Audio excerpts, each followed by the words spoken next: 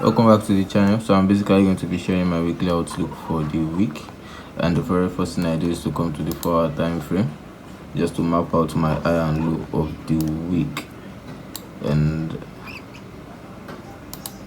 just unlock this, and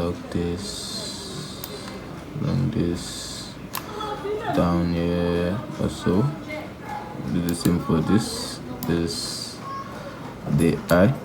Then I just look at it carefully and then map out the eye and low of the week. So the eye, this is the eye of the week, the eye of the 424 candle to form. Okay, the psychological level, this line here, yeah, and also the low is this one. So this zone is still sketchy, but let me look at it carefully. Okay, price okay, is still the high, yeah. So price just closed on the high of the weekend.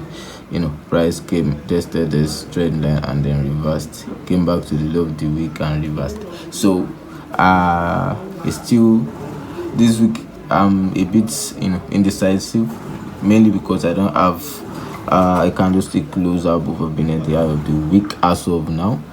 So I'm still going to be checking for the first candle to close above or beneath. Then I'll be going taking action off of that. And in case we don't see any bullish candlestick close above or any bearish candlestick close below the low of the week, I'm just going to be watching out for price action starting from tomorrow London session till the end of the week. Then I'll be taking action off of that. So if you are yet to subscribe to the channel, do it to subscribe. I drop my weekly outlook every Monday by 6 p.m.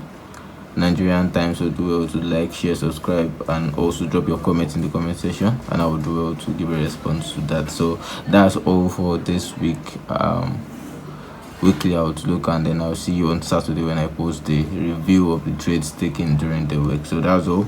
Stay blessed.